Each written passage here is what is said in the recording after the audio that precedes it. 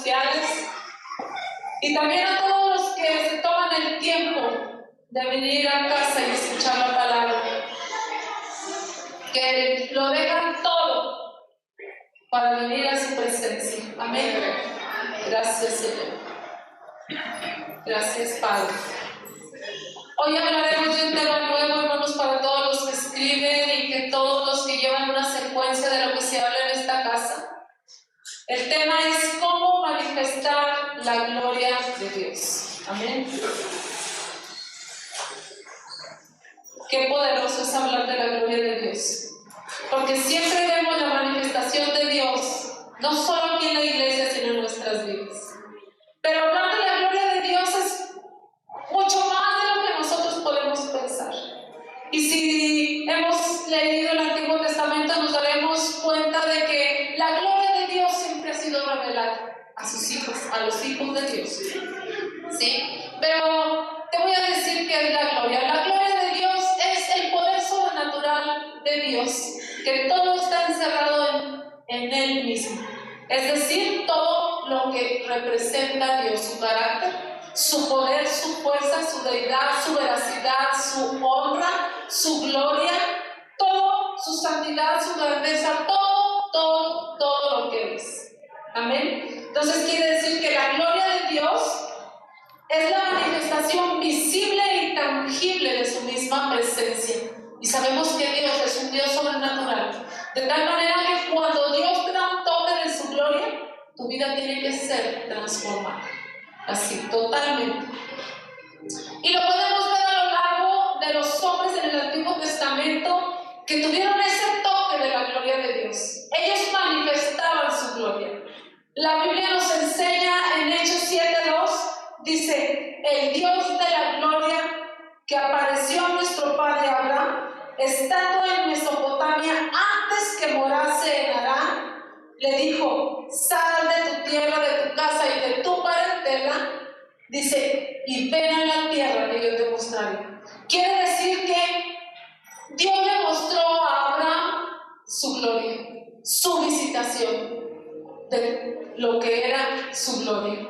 Y le dijo: sal de ahí. Quiere decir que lo que Abraham tenía pensado, que sus pensamientos, sus motivos, sus prioridades, sus intenciones fueron cambiadas cuando recibió esa visitación del Señor.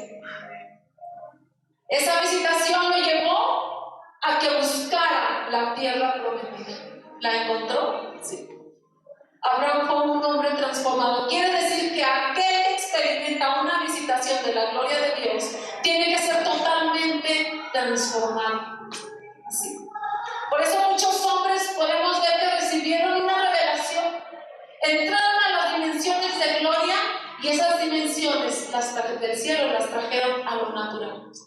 Así. Y eso es a lo que nosotros estamos llamados. Por eso es que Dios se manifiesta de muchas maneras y podemos ver que Dios manifestó su gloria al pueblo de Israel. Y de muchas maneras. Dice que la gloria del Señor lo cubría de día como una nube espesa, ¿verdad? Por cuanto Israel caminaba en el desierto, pero de noche lo cubría una columna de fuego. Dios siempre ha querido morar en medio de su pueblo. Dios siempre ha querido que nosotros le reconozcamos y Él siempre de alguna manera nos está llevando a esa visitación de gloria. Bajo esa manifestación de gloria, Israel vio muchos, pero muchos sucesos sobrenaturales. Dios demostró su gloria en muchas facetas. Si tú recuerdas cuando se abrió el Mar Rojo, ¿qué pasó? Israel pasó como en tierra seca. Y fue ante sus ojos cuando descendía el maná del cielo y Dios los alimentaba. Era un suceso totalmente sobrenatural. Dios estaba manifestando su gloria. También cuando ellos tenían sed, el Señor mandó a Moisés que tocara esa roca y el pueblo de Israel fue proveído de agua. Cuando el pueblo de Israel caminó tantos años en el desierto, ¿quién lo sustentó? La gloria de Dios. Esa gloria no permitió que sus vestidos ni su calzado se terminaran, porque Dios se manifestó de lo que es Él. todas sus características, todo su poder, toda su deidad, todo lo que Él es, Él siempre quiere manifestarse en nuestras vidas. Así como lo fue el pueblo de Israel. Y dice que en 40 años que anduvo Israel en el desierto, nunca nadie se enfermó. Porque tenemos un Dios sanador. Así, un Dios proveedor, un Dios que lo es todo. Quiere decir que Dios se reveló tal como Él es. Que Dios reveló su presencia en la historia de salvación en la vida de Israel. Fíjate qué poderoso. Porque nosotros, yo le decía al Señor, ¿por qué nosotros no hemos dejado que tú te reveles de todas esas maneras que tú eres? Muchas veces limitamos al Señor. ¿Por qué? Porque no le hemos dado el control de nuestras vidas. No hemos dejado que la gloria de Dios realmente nos transforme en una totalidad. Hay áreas todavía en nuestras vidas que no han sido transformadas. Mira lo que dice Mateo 5:16. Mateo 5:16, aquí voy a empezar a leer. Dice: así alumbre vuestra luz delante de los hombres, para que vean vuestras buenas obras y glorifiquen a vuestro Padre que está en los cielos. Fíjate qué poderoso. Moisés vio la época de milagros más grandes que ningún hombre en la historia ha visto. Éxodo 33:14, quiero compartírselo. Yo sé que ya se lo sabe porque creo yo que usted lee mucho la Biblia. Amén, sí. Es ahí donde uno aprende. Dice el Señor en Éxodo 33, vamos a leer desde el 12. Y dijo Moisés a Jehová: tú me dices a mí, saca este pueblo, y tú no me has declarado a quién enviarás conmigo. Sin embargo, tú dices: yo te he conocido por tu nombre y has hallado también gracia en mis ojos. Ahora pues, dice Moisés, si he hallado gracia en tus ojos, te ruego que me muestres ahora tu camino para que te conozcan y hallen gracia en tus ojos. Y mira que esta gente es pueblo tuyo. Y él dijo: mi presencia irá contigo y te daré descanso. Moisés respondió: si tu presencia no ha de ir conmigo, no me saques de aquí. Y dice el 16: ¿y en qué conoceré aquí que he hallado gracia a tus ojos, yo y tu pueblo, sino en que tú andes con nosotros, y que yo y tu pueblo seamos apartados de todos los pueblos que están sobre la faz de la tierra? Y Jehová dijo a Moisés: también haré esto que has dicho, por cuanto has hallado gracia en mis ojos, y te he conocido por tu nombre. Fíjate cómo Moisés tenía pensamientos grandes. Yo meditaba en la palabra y me ponía a reflexionar y decía: ¿cómo Moisés anhelaba ser especial a los ojos del Señor? Y no solo él, el pueblo. Y decía: ¿y en qué conoceré yo que he hallado gracia a tus ojos? Él quería ser un pueblo especial. Y le decía: y no solo eso, si he hallado a tus ojos, dime, gracia en tus ojos, dime cómo. Muéstrame tu gloria, le dice en el 18. Muéstrame tu gloria. ¿Por qué? Porque Moisés sabía que dentro del Señor había algo más. Y no se conformaba con lo que el Señor quería mandarle, porque el Señor quería mandarle un ángel. Y le dijo: si tu presencia no va conmigo, no me dejes ir. ¿Por qué? Porque su presencia lo representa todo. Y ahí en el 19, vaya por favor, y le respondió el Señor: yo haré pasar todo mi bien delante de tu rostro. Proclamaré el nombre de Jehová delante de ti y tendré misericordia del que tendré misericordia.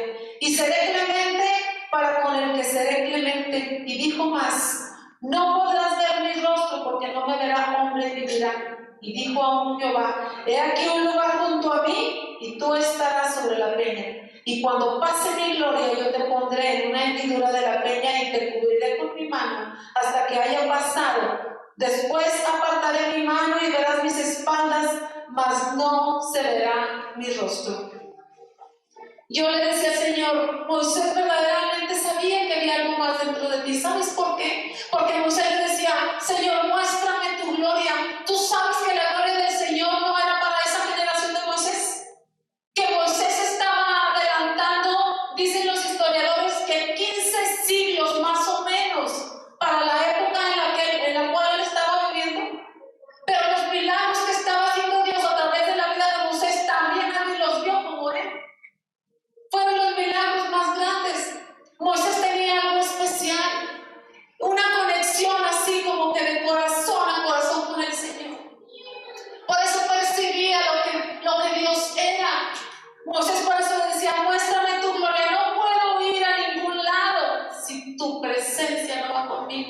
Y el Señor le dijo, pues porque has hallado gracia en mis ojos, yo te mostraré lo que tú has dicho. Y el Señor dice en su palabra que Él pasó la mano sobre Moisés y lo metió en la hendidura de la roca para que no pereciera. Le mostraba su gloria, le estaba mostrando su gloria. Y dice también que Moisés solo podía caminar por donde el Señor había caminado, no por donde Él no había caminado. Por eso es que solamente le mostró la espalda. Moisés vio la manifestación más grande de Dios. ¿Por qué? Porque el Señor trajo su espíritu y se lo mostró a Moisés. Y la gloria más grande del Señor es Jesús. Y lo trajo a su presencia. Amén. Fíjate qué tremendo. Por eso el domingo que se nos enseñaba, nuestro Padre Espiritual decía, yo no sabía esto. Yo dije, wow, qué bonito.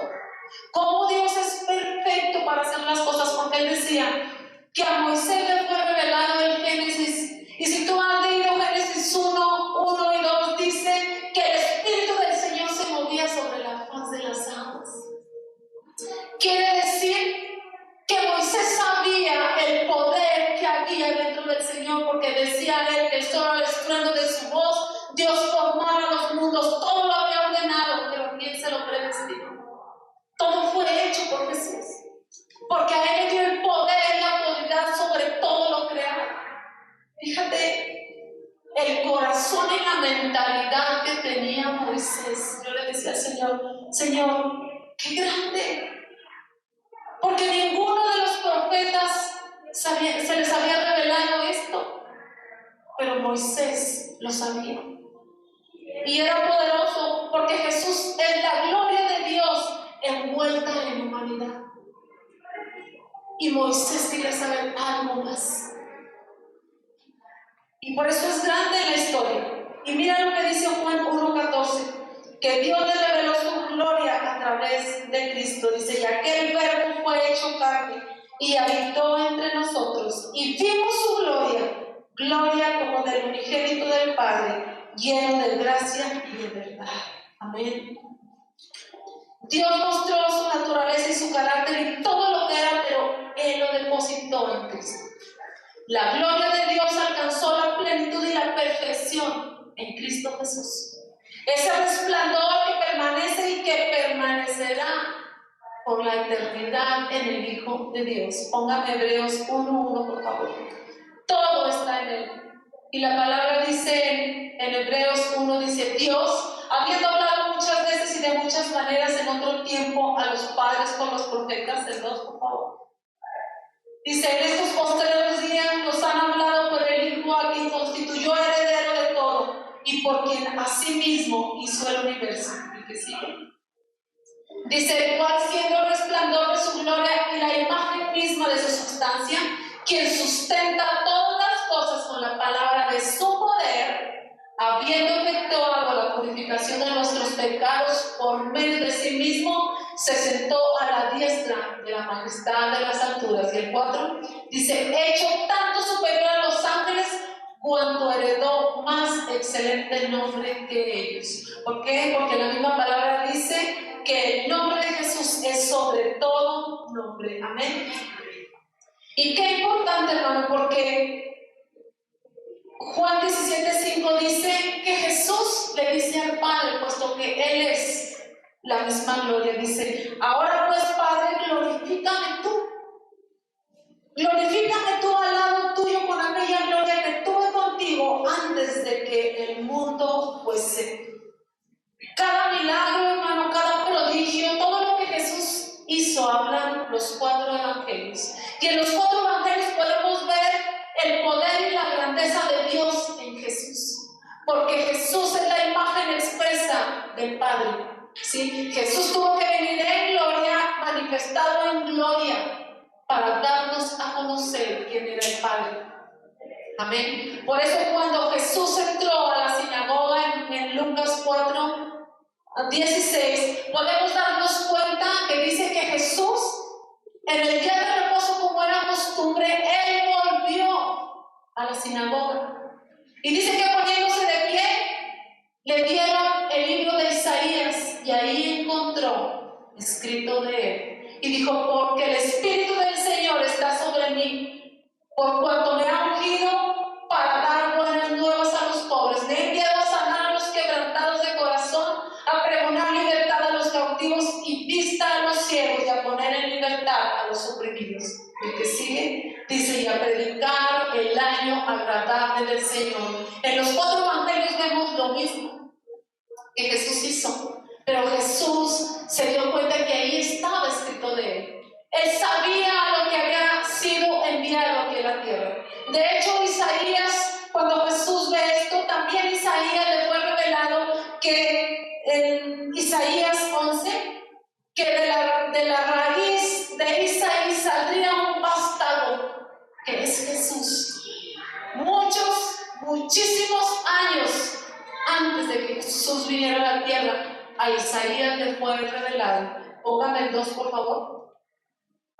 Dice, y reposará sobre él espíritu de Jehová, espíritu de sabiduría, de inteligencia, espíritu de consejo y de poder, y espíritu de conocimiento y de temor.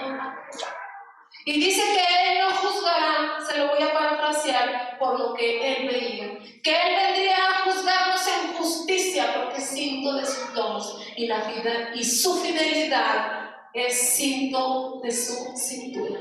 Fíjate qué tremendo y qué maravilloso. Dios es así, perfecto. Es en Jesús que el Señor depositó todo. ¿Para qué? Para que a través de Él vinieran y fueran preparados sus apóstoles. Pero no solo sus apóstoles, que primero fueron sus discípulos. Cuando se once, miren lo que dice. Dice, este principio de señales hizo Jesús en Caná de Galilea y manifestó su gloria y sus discípulos creyeron en él. Jesús vino a regresarnos lo que Adán y Eva habían perdido. ¿Qué perdieron? Su imagen, la imagen de Dios. Porque recuerden que Adán fue hecho a imagen y semejanza de Dios, y eso mismo fue depositado en la varona. ¿Sí? ¿Estás de acuerdo? Entonces, ¿qué pasó? La imagen de Dios se perdió por cuando ellos pecaron y fueron destituidos de la gloria de Dios, pero es en Jesús que se vuelven a unir los cielos y la tierra. Amén. Y Él vino a manifestar en su propia vida todo lo que era Dios. Y más impresionante, su ministerio no era en realidad lo que Él decía, sino los hechos sobrenaturales que Él mostraba. Porque a eso vino. Porque acuérdense que Jesús no era conocido. Y entonces, ¿quién gobernaba? El Imperio Romano. Pero ellos creían que eran justos. Pero no eran justos. Su justicia era, ¿qué? De acuerdo a lo que ellos pensaban, de acuerdo a lo que ellos creían. Entonces, ¿qué pasó? Jesús vino y tumbó todas sus creencias. Pero a ellos no les convenía que viniera el Rey y diera a conocer su verdad. Por eso Jesús, cuando empezó su ministerio, solamente dijo: arrepentíos porque el reino de los cielos se acerca. Jesús no estaba hablando de que realmente ellos se compungieran de un arrepentimiento, porque sabía Jesús quiénes eran los del Sanedrín. Eran gente orgullosa, altanera. Él decía que por dentro se veían ¿qué? Hermosos, pero por dentro llenos, eran como trapos de inmundicia. Entonces Jesús sabía quién era. Mira lo que dice Mateo 14:22. Él demostró su poder a costa de lo que fuera. Él enseñó a sus discípulos, les enseñó el poder sobrenatural de Dios. Dice que cuando Jesús caminó sobre las aguas, no era para que realmente lo vieran. Él quería instruir a sus discípulos. ¿Por qué? Porque esos discípulos tenían que aprender a moverse en las dimensiones de gloria de su Padre. Y Jesús, al caminar por las aguas, ¿qué pasó? Le dijo Pedro: Señor, ¿eres tú? Y le dijo el Señor: Pedro salió de la barca lleno de fe, porque estaba lleno de fe. La gloria de Dios los cubría, porque tenían al Maestro. Jesús estaba con ellos y le dijo: ven. Pedro sale de la barca y empieza a caminar sobre las aguas. ¿Qué crees que lo movió? El poder sobrenatural de Dios. Lo hizo creer, lo llevó a creer. También, por ejemplo, otro milagro que Jesús hizo fue convertir el agua en vino.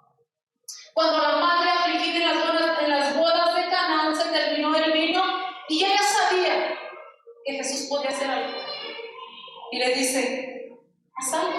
El vino se ha terminado. Y Jesús le dice: mujer, ¿qué tienes contra mí? ¿Qué tienes conmigo? Mi hora aún no ha venido. Pero yo también creo que Dios pone el momento para apostarte, ¿no? Porque a veces nosotros también hemos tenido miedo de hacer las cosas. Aún cuando ministramos decimos: Señor, ¿realmente eres tú o soy yo? Por eso el domingo nos decía nuestro Padre Espiritual: dejen que el Espíritu ministre. ¿Sí recuerdan? Dejen que el Espíritu ministre, porque el poder está en oír y en ver el mundo espiritual. María lo veía en la vida de Jesús, por eso le dijo: hazlo. Y dice que ella solamente le dijo a los que estaban ahí: hagan todo lo que Él les diga. Y Jesús dijo: llenen las tinajas. Y las llenaron hasta arriba de agua. Y dice: llévenle al maestra, ¿qué? Sala. Siempre se me olvida ese nombre. ¿Y qué pasó? Dijo: generalmente se sirve el buen vino primero, pero tú has dejado al final lo mejor. ¿Qué estaba haciendo Jesús ahí? Mostrando el poder sobrenatural de Dios. Sí se puede. O en la multiplicación de los panes, hermanos. ¿Qué pasó cuando aquella multitud seguía a Jesús? Muchos lo seguían porque, como dijo Jesús, porque les daba de comer. Pero dice que aquella tarde era una multitud que lo seguía. Y todos estaban sentados y la tarde caía. Y entonces los discípulos le dijeron: Señor, ¿qué les vamos a dar de comer? Y Jesús, probando a sus discípulos, le dijo: pues, ¿qué traen? Vayan y compren. Pero, ¿tú crees que Jesús no tenía dinero para alimentar a esa gente? ¿Ir a comprar? Claro que sí. Claro que lo tenía, pero Jesús siempre quería llevar más allá a sus discípulos. Y entonces les dijo: pues, ¿qué es lo que tienen? Y solo había que 2 pececillos y 5 panes. Y Jesús dice que los tomó. Y ahí fue manifestado el poder de la multiplicación, el poder creativo de Dios, porque los panes se multiplicaron. Jesús solamente los agarró y dijo, y vio al cielo y le dijo al Señor: Padre, gracias. Eso era lo único que hacía Jesús, porque Él sabía. Él hacía lo que Él veía hacer a su Padre. Nada más. Por eso enseñó a sus discípulos y les dijo: id y predicar el Evangelio. Id y predicar el Evangelio de la salvación. Dice: sanen a los enfermos. Pero para esto les dijo: y digan que el reino de Dios se ha acercado. La gente no sabía ni siquiera qué era el reino. Pero los discípulos empezaron a salir. ¿Por qué? Porque eran enviados por Jesús. Dice que recuerden que ya había enviado a 70 junto con los discípulos. No solo eran los discípulos. Y dice que les dijo: ir y predicando diciendo: el reino de los cielos se ha acercado, sanen a los enfermos, limpien a los leprosos, resuciten a los muertos, echen fuera demonios, de gracia recibieron, ven de gracia. ¿Por qué? Porque los discípulos estaban siendo entrenados para hacer la voluntad del Padre. ¿Por qué? Porque Jesús tenía un tiempo en la tierra que Él tenía que partir. Y el cumplimiento del tiempo se estaba acercando, porque todo lo que los profetas hablaban acerca de la vida de Jesús se estaba cumpliendo. Amén. Mateo 10:7, ¿qué dice? Póngamelo, por favor. Ahí dice: y llegue a predicar que el reino de los cielos se ha acercado. Sanar enfermos, limpiar leprosos, resucitar muertos, echar fuera demonios, de gracia recibieron, de gracia. Pero si usted recuerda, ahí mismo en el Evangelio dice que cuando ellos fueron, regresaron gozosos, porque ellos veían cómo Satanás caía del cielo. Amén. Quiere decir que la gloria del Señor se estaba manifestando. Pero no era lo único que les faltaba a ellos, porque Pablo dice en 1 Corintios 4:20 que el reino de Dios no consiste en palabras, sino en poder de Dios. Amén. Entonces, ¿qué quiere decir? Que los apóstoles, los discípulos necesitaban algo más, y el Señor los iba a llevar. El domingo se nos enseñaba que los discípulos fueron regenerados, fueron puestos a prueba. ¿Les suena algo? Ellos fueron probados también. Para llegar a este punto que habla Hechos 1:8, que quiero compartírselo, que es realmente a donde Dios nos quiere llevar. Dice que los discípulos primeramente fueron probados. Jesús los pasó por varias etapas para ver si es cierto que le amaban y que realmente pasaban la prueba. Por ejemplo, Pedro hasta le dijo: Satanás os ha venido para zarandearos. ¿Y qué pasó? Flaqueó Pedro, como todos los discípulos, negó a Jesús. Todo lo que Jesús dijo en la vida de Pedro se cumplió. Negó a Jesús, él tomaba el lugar, se dejaba llevar por su carne y era exaltado. Todos los discípulos querían ser uno más que el otro, querían gobernarse entre ellos mismos, todavía eran carnales. Y Jesús sabía que aún no estaban preparados para llegar a este punto. Porque Hechos 1:8 les dijo: pero recibiréis poder cuando haya venido sobre vosotros el Espíritu Santo. ¿Y qué dijo? Y me seréis testigos en Jerusalén, en toda Judea, en Samaria y hasta lo último de la tierra. Recuerden que los discípulos, Jesús, después de haber ido a la cruz, después de su resurrección, se les apareció a los discípulos donde ellos estaban encerrados. ¿Recuerdan? Que cuando Él apareció, les dio miedo. Hasta dijo Tomás que si verdaderamente era Él, Jesús le dice: ven, toca mi costado, ¿no? Porque no creían que era Él. Pero Dios, Jesús ahí, ¿qué hizo? Sopló el soplo del Espíritu Santo, les dio una llenura más. Pero déjame decirte que ni aún así ellos eran totalmente transformados. Tenían que llegar a este punto. ¿Por qué? Porque dice: y recibiréis poder. ¿Cuál poder tenían que recibir ellos? Ellos ya habían resucitado a los muertos, ya habían sanado enfermos, ya habían sanado leprosos. ¿Qué poder necesitaban más? ¿Te has puesto a reflexionar? El Señor le dice a sus discípulos que necesitaban ese poder. Aunque ellos ya hacían milagros y aunque manifestaban la gloria del Señor.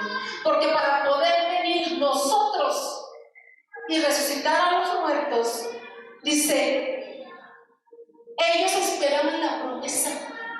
¿Por qué? Porque aunque resucitaban los muertos, tenían que ser testigos, pero les faltaba ese poder. Ellos tenían que ser preparados.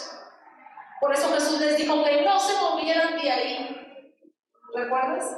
Dice: y recibiréis poder cuando haya venido sobre vosotros el Espíritu Santo. Dice: y me seréis testigos en Jerusalén, en toda Judea, en toda Samaria y hasta lo último de la tierra. Esta era la promesa del Espíritu Santo. Y ellos tenían que esperarla, porque si no la esperaban se iba a perder su promesa.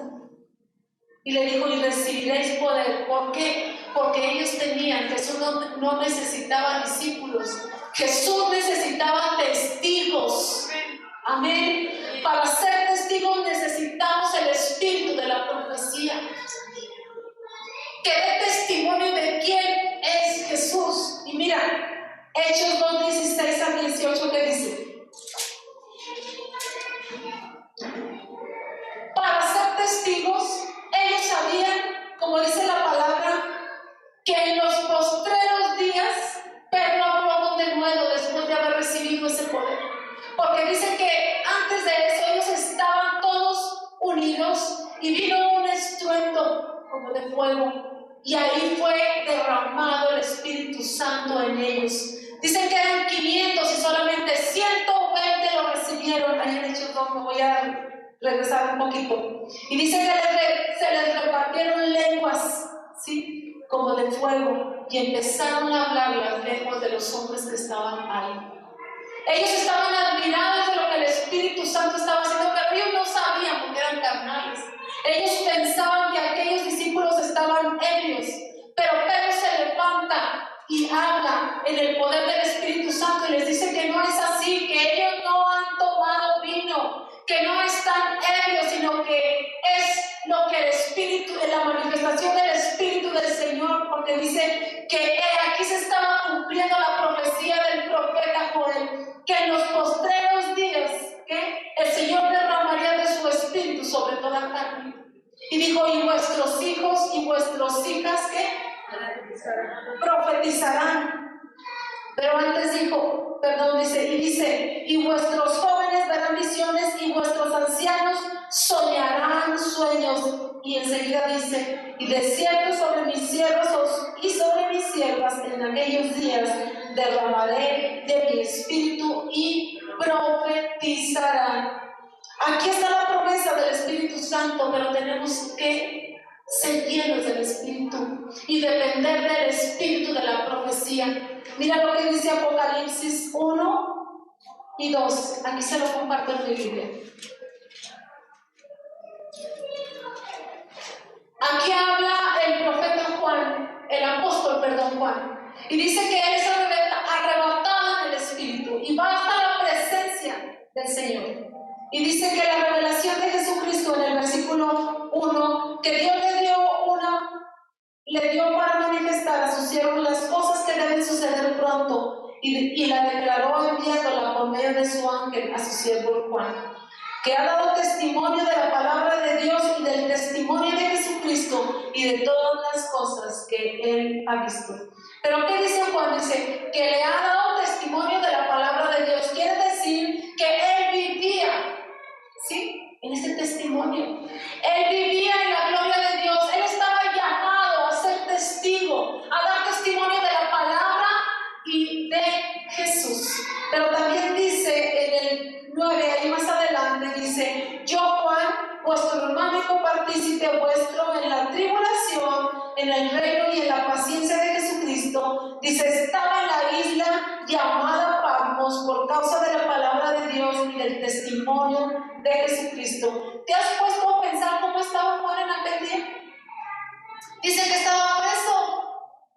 Él estaba preso a causa del testimonio de la palabra de Jesucristo. Quiere decir que él ya no era él, ya era su espíritu, porque él había sido arrebatado a los cielos para que le fuera revelado todo el libro de revelación. ¿Te das cuenta? Y mira lo que dice, yo copartícipe, ¿de qué? De los padecimientos de Cristo. Porque para poder ser testigos tenemos que padecer, tenemos que ser probados, pero muchas veces es ahí donde nos retiramos y no terminamos el propósito de Dios. Y dice Juan también que él fue preso a causa del amor a Jesucristo. Porque ¿qué es lo que te detiene aquí? ¿Qué es? ¿No es el amor al Señor? ¿No es lo que nos tiene presos? ¿Y no es la promesa que hemos estado esperando? Amén. Entonces el testimonio de Cristo no es salir a evangelizar y decir a la gente lo que es Jesús. No es así, porque tú puedes saber de la Biblia y debatir también con la gente que te encuentras en la calle, pero eso no es ser testigo. No el hecho que tú estés lleno de Biblia y de palabra, sino que verdaderamente seas un testigo. Y mira, dice Apocalipsis 19, 9 y 10, dale ahí por favor. Dice, y el ángel me dijo, ahora Juan, escribe, bienaventurados los que son llamados a la cena de las bodas del Cordero. Y me dijo, estas son palabras verdaderas de Dios. Yo me postré a sus pies para adorarle, y él me dijo, mira, no lo hagas, yo soy consiervo tuyo y de tus hermanos que retienen el testimonio de Jesús. Adora a Dios, porque el testimonio de Jesús es el espíritu de la profecía. Dice Juan que él estaba frente a las bodas del Cordero. Quiere decir que él estaba en el espíritu. Él vivía en el espíritu. Y también dice que él se postró delante del ángel,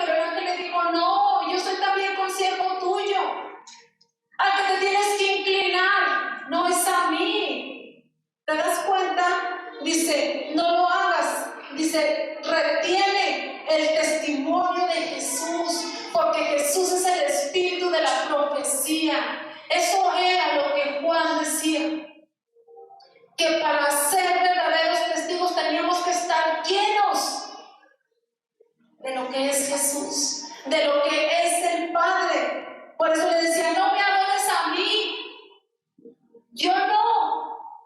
¿Te das cuenta? Pero él no lo sabía, pero el ángel lo instruye. Por eso dice, bienaventurado. Dice, los que son llamados a las bodas del Cordero, porque ellos habían sido llamados. Juan lo estaba viendo, así como se le mostraron muchas cosas, la adoración celestial, todo en la revelación de Apocalipsis. Entonces, una cosa es salir a evangelizar y otra cosa es ser testigos. ¿Qué eres tú? ¿Qué eres tú? ¿Eres testigo? Lo que Juan dice que él estaba preso, así. Él vivía para Jesús. Y él ya no tenía nada del mundo. Entonces Dios nos llama a ser testigos. Porque dijo, y recibiréis poder. Ese poder no era para hacer milagros. Claro que es parte.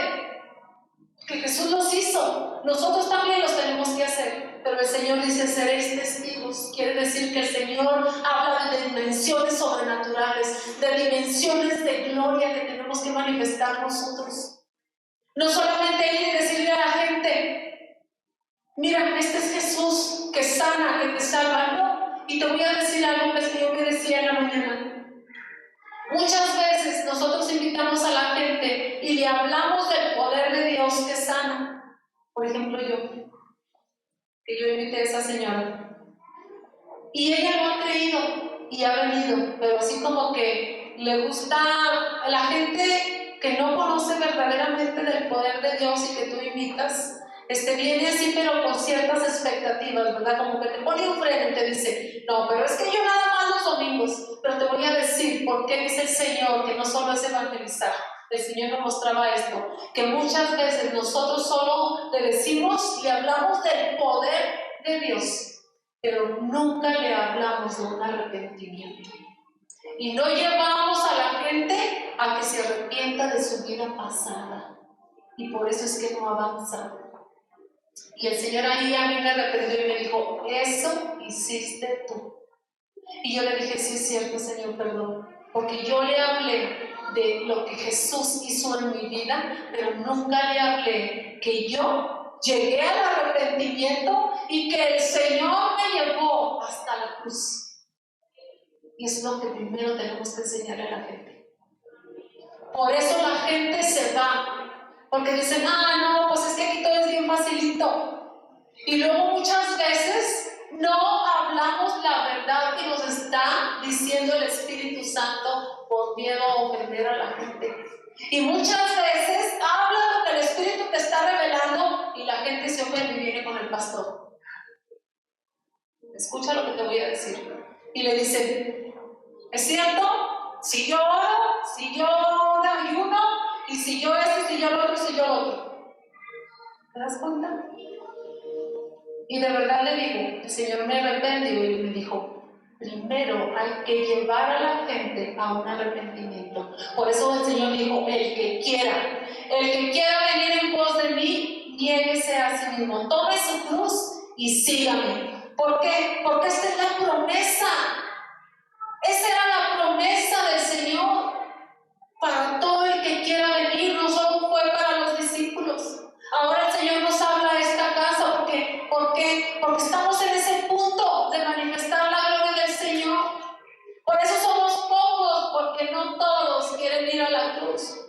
Entonces, para entrar en esas dimensiones celestiales tenemos que ser testigos. Jesús empieza a manifestar lo profético. Pero ¿sabes por qué? A sus discípulos. Por eso dice que necesitamos el espíritu de la profecía.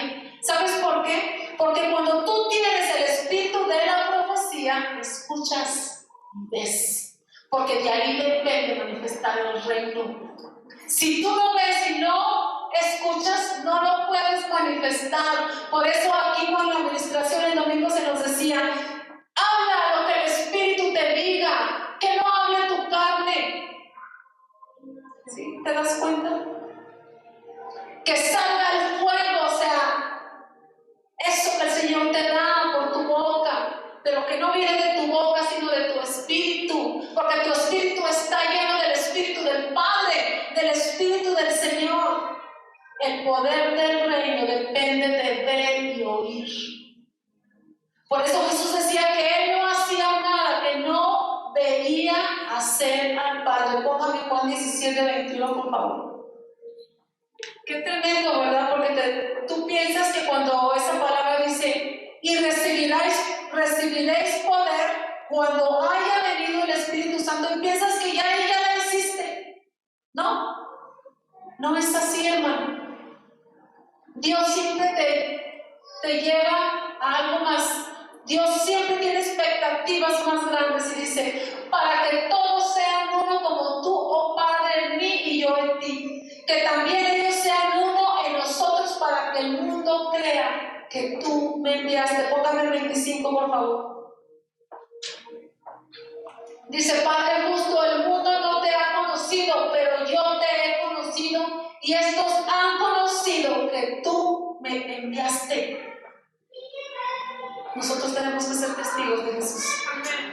En nosotros tiene que estar ese espíritu de la profecía para poder ser testigos. De la misma manera dice Jesús que tú me enviaste, yo los envío. Tú sabes que los discípulos fueron enviados de la misma manera que Jesús fue enviado, porque ellos recibieron la herencia y es ese poder. Por eso les dijo el Señor, y recibiréis poder cuando haya venido sobre vosotros el Espíritu Santo, y que seréis testigos, ¿dónde? En Samaria, en Judea y hasta lo último de la tierra. Fíjate qué poderoso. Ahora esto no se puede asimilar mentalmente, hermano, tiene que ser espiritualmente. Por eso hay muchas iglesias grandes que tú ves mucha gente. ¿Por qué? Porque son carnales. Y ellos dicen que hay avivamiento, pero el tener mucha gente no quiere decir que haya un avivamiento. Hay carne, ¿te das cuenta? Necesitamos desarrollar la habilidad de que nuestro espíritu se desarrolle. Si nosotros no desarrollamos nuestro espíritu, no podemos ser testigos. Es solamente entrando a las dimensiones del espíritu que empieza a crecer nuestro espíritu.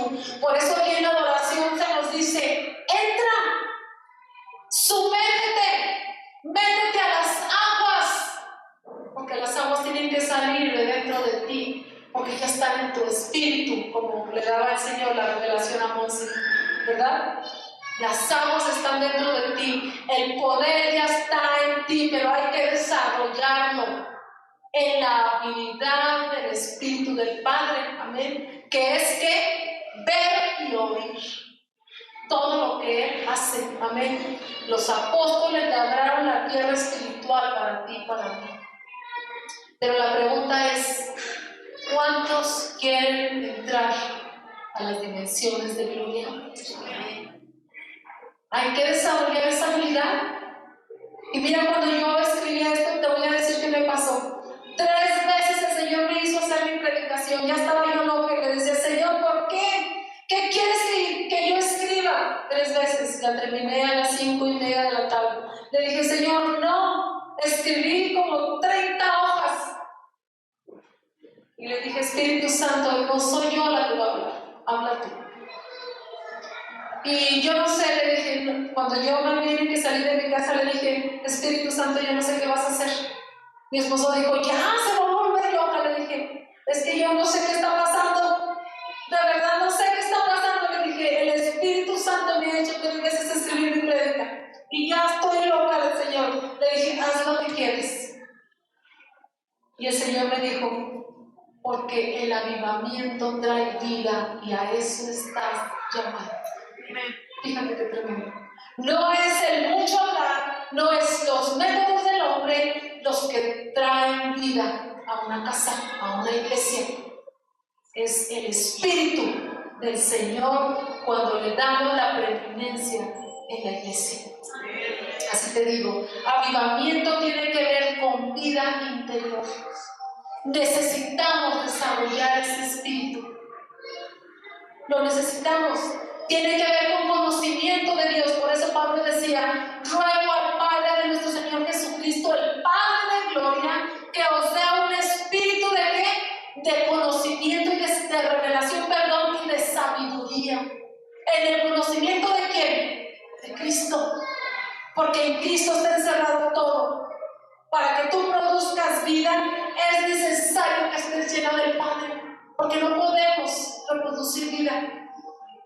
Por eso vemos que mucha gente va y viene, porque no se miente, porque tenemos que pagar un precio. Tu vida ya no es tu vida, hermano. Cuando Dios te llamó aquí, tu vida ya no es tu vida, tu voluntad ya no es tu voluntad. Óyelo bien. Y todos los que hemos permanecido estamos llamados a eso. Tú no eres la excepción, aunque no vengas diario. Tenemos que empezar ¿a qué? A entrenar nuestro espíritu. Por eso los discípulos, podemos ver en el libro de Hechos, en los primeros capítulos, cómo Pedro y sus discípulos, cuando entraron al templo de la hermosa, Pedro y Juan, cuando vieron aquel cojo, ¿qué le dijeron? Le pidió una moneda y le dijo: no tengo oro ni plata, pero de lo que tengo te doy. ¿Qué tenían los apóstoles? Poder. La gloria de Dios, el Espíritu del Señor estaba sobre ellos. Así, los apóstoles estaban llenos de la vida del Padre. ¿Estás lleno tú de la vida del Padre?